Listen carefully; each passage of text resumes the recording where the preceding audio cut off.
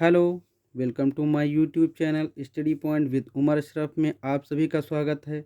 आज हम लोग जीन पियाजे के संज्ञानात्मक सिद्धांत के बारे में पढ़ते हैं। जीन पियाजे को हमने 4 वीडियो में कवर किया है, जिसका यह फर्स्ट वीडियो है। जो हमारे साथी चैनल पर नए हैं वो चैनल को सब्सक्राइब कर लें, जिससे कि आप तक मेरे सभी वीडियो पहुंचते रहें।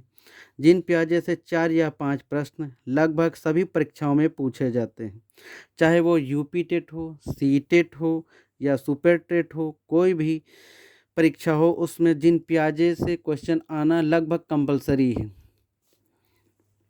इसके लिए आप लोग कॉपी पेन निकाल लें और मेरे साथ नोट्स बनाते हुए चलें, क्योंकि अपने खुद के बनाए हुए नोट से आप अच्छे से समझ लेंगे। तो चलिए हम लोग स्टार्ट करते हैं जीन पियाजे के संज्ञानात्मक विकास का सिद्धांत। जीन पियाजे के संज्ञानात्मक विकास का सिद्धांत, थ्योरी ऑफ कॉग्निटिव डेवलपमेंट। आखिर ये जीन पियाजे का संज्ञानात्मक विकास का सिद्धांत किस प्रकार का सिद्धांत है, इसके बारे में आज हम लोग विस्तृत रूप से पढ़ते हैं। जीन पियाजे के संज्ञानात्मक विकास का सिद्धांत। संज्ञान, आखिर ये संज्ञान क्या चीज़ है? संज्ञान को क्या बोलते हैं? प्राणी का वह व्यापक और स्थायी ज्ञान है जिससे वह वातावरण के माध्यम से ज्ञान को क्या करता है? ग्रहण करता है। इसे ही संज्ञान कहते हैं। जीन पियाजे के संज्ञानात्मक सिद्धांत।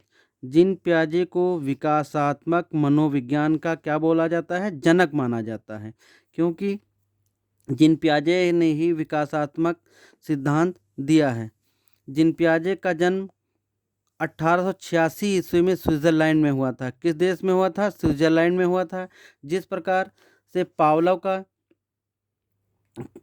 जन्म कहाँ हुआ था? रूस में। स्किनर का अमेरिका में, थार्नडाइक का अमेरिका में। उसी तरीके से जीन पियाजे का, यदि हमको जन्म की तारीख नहीं याद रहती है तो कोई बात नहीं, लेकिन स्विट्ज़रलैंड किस देश के निवासी थे वो याद रखना बहुत ही महत्वपूर्ण है। अक्सर इससे क्वेश्चन आते हैं कि जीन पियाजे किस देश के निवासी थे, तो जीन पियाजे को हम लोग याद रखेंगे कि जीन पियाजे स्विट्ज़रलैंड के निवासी थे। पियाजे ने सर्वप्रथम the language of thought of the child नामक पुस्तक कब लिखी थी? 1923 ईस्वी में लिखी थी। तो हम लोगों को ये याद रखना था है कि उन्होंने 1923 में लिखी थी कौन सी पुस्तक? The language of thought of the child नामक पुस्तक। इसको घुमा के भी क्वेश्चन पूछते हैं, the language of thought of the child नामक पुस्तक किसने लिखी थी? पियाजे ने, स्किनर ने, कोहलबर्ग ने, वाइगोत्स्की ने। तो हमको क्या याद रखना है कि ये पुस्तक किसकी लिखी हुई है? ये पुस्तक जीन पियाजे की लिखी हुई है। जिस प्रकार से सामाजिक सिद्धांत वाइगोत्स्की ने और नैतिक विकास का सिद्धांत कोहलबर्ग ने दिया, उसी प्रकार से जीन पियाजे ने संज्ञानात्मक विकास का सिद्धांत दिया। अगर कहीं पर संज्ञानात्मक शब्द आता है तो उस पर हमको जीन पियाजे को ही टिक करना है, और यदि सामाजिक सिद्धांत आता है, समाज में से रिलेटेड कि बच्चा किससे, समाज से सीखता है, तो उस पर हमको वाइगोत्स्की लगाना है। संज्ञानात्मक विकास कब से कब तक होता है? अगर इसके बारे में कोई प्रश्न आता है तो हम लोग क्या देखते हैं, संज्ञानात्मक विकास कब से स्टार्ट होता है? शैशव अवस्था से प्रारंभ होकर जीवन पर्यंत चलता है। यानी कि बच्चा जब जन्म लेता है उसके बाद संज्ञानात्मक विकास स्टार्ट हो जाता है, और वो कब तक चलता है? जीवन पर्यंत, यानी कि जब तक इंसान जीवित रहता है, जब तक उसका संज्ञान का विकास होता रहता है। तो संज्ञानात्मक विकास शैशवावस्था से प्रारंभ होकर जीवन पर्यंत चलता रहता है। जीन पियाजे ने संज्ञानात्मक पक्ष का अध्ययन किया, अपने बच्चों पर प्रयोग किया था, अवस्था का सिद्धांत दिया, संज्ञानात्मक विकास का सिद्धांत दिया। इसमें से कुछ भी पूछा जाता है तो उसके लिए हमको जीन पियाजे पर ही सीधा टिक करना है। संज्ञानात्मक पक्ष का अध्ययन किसने दिया? जीन पियाजे ने दिया। अपने बच्चों पर प्रयोग किसने किया था? तो जीन पियाजे ने किया था। अपने बच्चों पर प्रयोग करने के कारण उनकी काफ़ी आलोचना भी हुई थी। और यदि कहीं पर क्वेश्चन आता है अवस्था का सिद्धांत किसने दिया, तो वो भी जीन पियाजे ने दिया था। संज्ञानात्मक विकास का सिद्धांत भी जीन पियाजे ने दिया। तो इतने सिद्धांत किसने दिए हैं? जीन पियाजे ने। संज्ञानात्मक विकास की अवस्थाएं जीन पियाजे ने कितनी बताई हैं? तो संज्ञानात्मक विकास की अवस्थाएं जीन पियाजे ने 4 प्रकार की बताई हैं। नंबर 1 संवेदी गामक अवस्था, इसे इंद्रिय जनित गामक अवस्था भी कह सकते हैं। नंबर 2 है पूर्व संक्रियात्मक अवस्था। नंबर 3 मूर्त संक्रियात्मक अवस्था। नंबर 4 औपचारिक संक्रियात्मक अवस्था, या इसको अमूर्त संक्रियात्मक अवस्था भी कहते हैं। तो जीन पियाजे के संज्ञानात्मक विकास की कितनी अवस्थाएं हैं? अगर क्वेश्चन आता है तो हम लोग कहेंगे, बोलेंगे, टिक करेंगे कि 4 अवस्थाएं हैं। कौन कौन सी हैं? संवेदी गामक अवस्था, इंद्रिय जनित गामक अवस्था भी कहते हैं, पूर्व संक्रियात्मक अवस्था, मूर्त संक्रियात्मक अवस्था, औपचारिक संक्रियात्मक अवस्था, या अमूर्त संक्रियात्मक अवस्था। तो जीन पियाजे के संज्ञानात्मक विकास की अवस्थाएं कितनी हैं? 4 अवस्थाएं हैं। जीन पियाजे के संज्ञानात्मक विकास की अवस्थाएं 4 हैं। कौन कौन सी? संवेदी गामक अवस्था, इसको इंद्रिय जनित गामक अवस्था के नाम से भी जाना जाता है। कहीं कहीं पर हिंदी का वर्ड ना दे के इंग्लिश में पूछा जाता है, तो हमको याद रखना है, इसको इंग्लिश में क्या बोलते हैं? सेंसरी मोटर बोलते हैं। इसकी एज कहाँ से कहाँ तक है? 0 से 2 वर्ष तक। दूसरी है पूर्व संक्रियात्मक अवस्था, इसको इंग्लिश में क्या बोलते हैं? Pre operational stage. इसकी आयु होती है 2 से 7 वर्ष तक। फिर नंबर 3 मूर्त संक्रियात्मक अवस्था, कॉन्क्रीट ऑपरेशन स्टेज, इसकी अवस्था है 7 से 11 वर्ष। फिर सबसे लास्ट चौथी अवस्था है औपचारिक संक्रियात्मक अवस्था, या अमूर्त संक्रियात्मक अवस्था कह सकते हैं। इसको इंग्लिश में बोलते हैं फॉर्मल ऑपरेशन स्टेज। इसकी अवस्था होती है 11 से लेकर 14 वर्ष तक। तो संज्ञानात्मक विकास की 4 अवस्थाएं हैं। इसको हमको बहुत ही अच्छे से याद करना है, दिमाग में सेट कर लेना है, जिससे कि क्वेश्चन आए हमारा किसी भी तरीके से वो गलत नहीं होना चाहिए। संवेदी गामक अवस्था 0 से 2 वर्ष, पूर्व संक्रियात्मक अवस्था 2 से 7 वर्ष, मूर्त संक्रियात्मक अवस्था 7 से 11 वर्ष, औपचारिक संक्रियात्मक अवस्था 11 से 14 वर्ष। तो इस प्रकार से हम लोग ये चारों अवस्थाएं याद रखेंगे कि 0 से 2 वर्ष अगर क्वेश्चन आता है कौन सी अवस्था होगी, तो हमको आंसर देना है संवेदी गामक अवस्था या इंद्रिय जनित गामक अवस्था। यदि क्वेश्चन पूछता है 2 से 7 वर्ष की अवस्था को क्या कहते हैं, हमको ऑप्शन में ये है, अगर पूर्व संक्रियात्मक अवस्था तो पूर्व संक्रियात्मक अवस्था को ही टिक करना है। यदि क्वेश्चन में पूछते हैं 7 से 11 वर्ष की अवस्था को क्या बोलते हैं, तो मूर्त संक्रियात्मक अवस्था बोलते हैं। फिर कहीं पर अगर क्वेश्चन आता है 11 से 14 वर्ष की आयु कौन सी अवस्था होती है, तो इसको हम देखेंगे औपचारिक संक्रियात्मक अवस्था इसको कहते हैं, यानी कि अमूर्त संक्रियात्मक अवस्था भी इसको कहते हैं। तो ये चारों अवस्थाएं हमको बहुत अच्छे से याद रहना चाहिए हर टाइम। तो पहली अवस्था है संवेदी गामक अवस्था, इसकी वो आयु होती है 0 से 2 वर्ष तक। इसमें क्या क्या होता है? नंबर 1, यह जन्म से यानी कि 0 से 2 वर्ष की अवस्था होती है। फिर इस अवस्था में बालक जो भी कार्य करता है वो अपनी इंद्रियों के द्वारा करता है, जैसे आँख, नाक, कान, त्वचा नामक क्रियाएं, पकड़ना, खेलना, लिखना, ये सभी अपनी इंद्रियों को द्वारा करता है बच्चा। तो इस अवस्था को क्या बोलते हैं? संवेदी गामक अवस्था में ये सब क्रियाएं बच्चा करता है। वह वस्तुओं को देखकर, सुनकर, स्पर्श कर या उनकी गंध के द्वारा तथा स्वाद के माध्यम से ज्ञान ग्रहण करते हैं बच्चे। परिचित और इस अवस्था में बच्चे परिचितों को मुस्कान के साथ स्वागत करते हैं तथा अपरिचितों को देखकर भय का प्रदर्शन करते हैं। यदि बच्चे के पास उसके माता पिता, भाई बहन या उसके परिवार का दादा दादी, कोई सगा संबंधी जो उसके पास में रहता है, आता है, तो बच्चा उसको मुस्कुराहट के साथ स्वागत करता है। और अगर कोई अपरिचित बच्चा होता है तो उसको देख के बच्चा भयभीत होता है, डरता है, उसके पास नहीं जाता है। तो इस अवस्था में बच्चा क्या करता है? मुस्कान के साथ अपने जानने वालों का स्वागत करता है और ना जानने वालों से भयभीत होता है। तो ये सबसे पहली अवस्था है संवेदी गामक अवस्था, ये 0 से 2 वर्ष है। इसमें ये सभी पॉइंट हैं। यह जन्म से 2 वर्ष की अवस्था होती है। इस अवस्था में बालक जो भी कार्य करता है वो अपनी इंद्रियों के द्वारा करता है। हमारी इंद्रियां कितनी है? 5। आँख, कान, नाक, जीभ और त्वचा के द्वारा कार्य करता है। जैसे आँख, नाक, कान, त्वचा नामक क्रियाएं पकड़ना, खेलना, सारी क्रियाएं करता है। वो वस्तुओं को देखकर, सुनकर, स्पर्श करके, गंध के द्वारा तथा स्वाद के माध्यम से ज्ञान ग्रहण करते हैं। परिचितों का मुस्कान के साथ स्वागत करते हैं तथा अपरिचितों को देखकर भयभीत हो जाते हैं, डर जाते हैं बच्चे। संवेदी गामक अवस्था को हम और भी 2 नामों से जान सकते हैं। पेशी गामक अवस्था भी इसको बोलते हैं, या इंद्रिय जनित गामक अवस्था, या सेंसरी मोटर के नाम से भी हम लोग जानते हैं इसको। इसके बाद में आती है दूसरी पूर्व संक्रियात्मक अवस्था, या इसको हम प्राक संक्रियात्मक अवस्था के नाम से भी जानते हैं। इसकी आयु होती है 2 वर्ष से लेकर 7 वर्ष तक। यह 2 से 7 वर्ष की अवस्था होती है। इस अवस्था में बालक पड़ोसी बच्चों के साथ खेल खेलता है।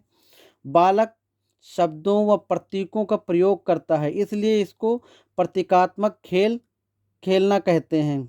तो वो कैसा खेल खेलता है? प्रतीकात्मक खेल खेलता है। इसी अवस्था को क्या बोलते हैं? खिलौने की आयु भी कहा जाता है बच्चों की। पूर्व संक्रियात्मक अवस्था को कौन सी अवस्था बोलते हैं? खिलौने की आयु की अवस्था बोलते हैं। इसी दौरान उसमें भाषा का भी विकास प्रारंभ हो जाता है। इस अवस्था में बालक पड़ोसी बच्चों के साथ क्या करता है? खेल खेलता है। अनुकरणशीलता भी इसी में पाई जाती है। बच्चा अनुकरण करता है, मम्मी पापा जिस हिसाब से उससे बात करते हैं, हंसना, गाना, उसी हिसाब से वो भी रिएक्ट करता है। शिशु अहमवादी होता है तथा दूसरों को कम महत्व दे देता है। जैसे इस अवस्था का जितना जो भी बालक है वो अपने आप में ही मगन रहता है। वो अपने आप को सर्वोपरि मानता है कि जो कुछ है, जो भी है दुनिया में हम ही हैं और कोई दूसरा नहीं है। अपने आप को ही दुनिया में सबसे ज़्यादा सर्वश्रेष्ठ मानता है तथा दूसरों को क्या करता है? कम आंकता है अपने आप से। वस्तु स्थायित्व का भाव जागृत होने लगता है, इसमें हो जाता है। निर्जीव वस्तुओं में सजीव चिंतन करने लगता है, इसे जीववाद कहते हैं। जैसे गुड़िया को वो सजीव समझता है, गुड्डे को वो सजीव समझता है। प्रतीकात्मक सोच भी पाई जाती है। तो इस प्रकार हम लोग देखते हैं पूर्व संक्रियात्मक अवस्था में क्या क्या चीज़ होता है। यह 2 से 7 वर्ष की अवस्था कही जाती है। इस अवस्था में बालक क्या करता है? पड़ोसी बच्चों के साथ खेल खेलता है। बालक शब्दों व प्रतीकों का प्रयोग करता है, प्रतीकात्मक खेल भी खेलता है। इसी अवस्था को खिलौनों की आयु कहा जाता है। इस दौरान उसमें भाषा का विकास भी प्रारंभ हो जाता है। इस अवस्था में बालक पड़ोसी बच्चों के साथ खेल खेलता है, अनुकरणशीलता पाई जाती है। शिशु अहमवादी होते हैं, अपने आप को ही सर्वश्रेष्ठ मानता है तथा दूसरों को अपने से बहुत कम आंकता है। वस्तु स्थायित्व का भाव जागृत हो जाता है धीरे धीरे। निर्जीव वस्तुओं में भी सजीव महसूस करता है, इसे जीववाद भी कहते हैं। प्रतीकात्मक सोच भी इसी में उत्पन्न हो जाती है। इसके बाद तीसरी अवस्था मूर्त संक्रियात्मक अवस्था होती है। इसकी आयु 7 से 11 वर्ष होती है। यह 7 से 11 वर्ष की अवस्था होती है। इस अवस्था में बालक चिंतन और तर्क करना प्रारंभ कर देता है। इस अवस्था में बालक दिन, तारीख, समय, महीना आदि बताने योग्य हो जाता है। इस अवस्था में बालक सही अनुपात का अंतर, आकार, भार, क्रम आदि को समझने लगता है। जैसे कि अगर उसको बताया जाए कि 5 किलो आलू या 5 किलो रुई में कौन बराबर है, तो वो ये बात जानता है कि 5 किलो मतलब दोनों ही बराबर हैं। चाहे रुई हो चाहे आलू हो, दोनों ही 5 किलो के वजन हैं। या 5 किलो फूल और 5 किलो लोहे में कौन सा भारी है, तो दोनों बराबर हैं। फिर मूर्त चिंतन का प्रारंभ भी स्टार्ट कर देता है। इसी अवस्था में बालक गणितीय संक्रियाएं करना प्रारंभ कर देता है, जैसे जोड़, घटाना आदि सभी क्रियाएं इसी अवस्था में प्रारंभ कर देता है। तो मूर्त संक्रियात्मक अवस्था 7 से 11 वर्ष की होती है। अगर इसको घुमा के क्वेश्चन पूछते हैं 7 से 11 वर्ष की अवस्था कौन सी अवस्था होती है, तो हम बताएंगे मूर्त संक्रियात्मक अवस्था को कहते हैं। इस अवस्था में बालक चिंतन और तर्क करना प्रारंभ कर देता है। इस अवस्था में बालक दिन, तारीख, समय, महीना आदि बताने योग्य हो जाता है। इस अवस्था में बालक सही अनुपात का अंतर, आकार, भार, क्रम आदि को पूर्णतः समझने लगता है। मूर्त चिंतन का प्रारंभ भी इसी में स्टार्ट हो जाता है। इसी अवस्था में बालक गणितीय संक्रियाएं करना प्रारंभ कर देता है। तो इस प्रकार से हमने अभी तक 3 अवस्थाएं पढ़ी हैं।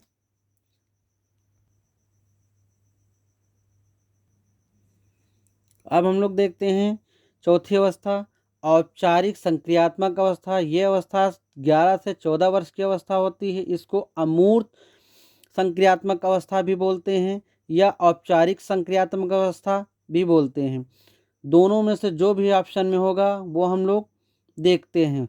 औपचारिक या अमूर्त दोनों में से कोई भी हो, उसकी आयु 11 से 14 वर्ष की होती है।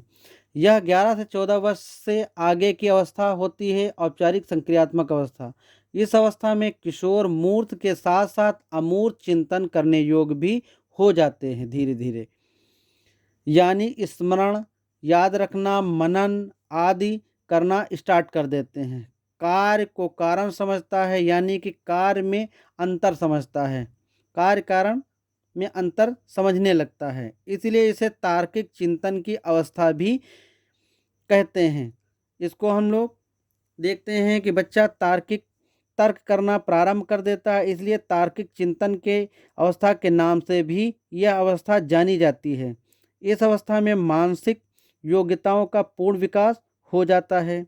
इस अवस्था में परिकल्पनात्मक चिंतन पाया जाता है।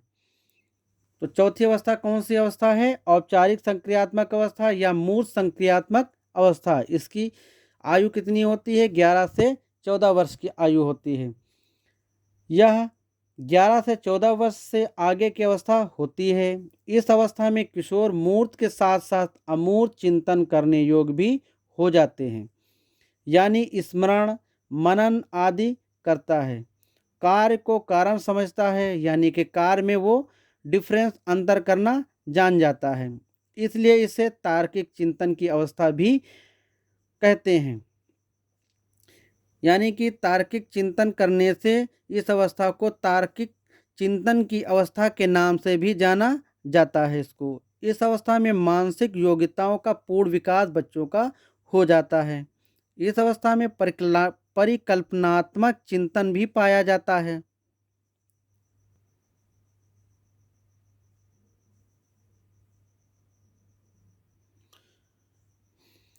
तो इस प्रकार से जीन पियाजे का शिक्षा में योगदान, उनका योगदान शिक्षा में क्या रहा? जीन पियाजे ने जीन का संज्ञानात्मक विकास के सिद्धांत का प्रतिपादन किसने किया? जीन पियाजे ने किया। और बाल केंद्रित शिक्षा पर बल भी जीन पियाजे ने ही दिया था।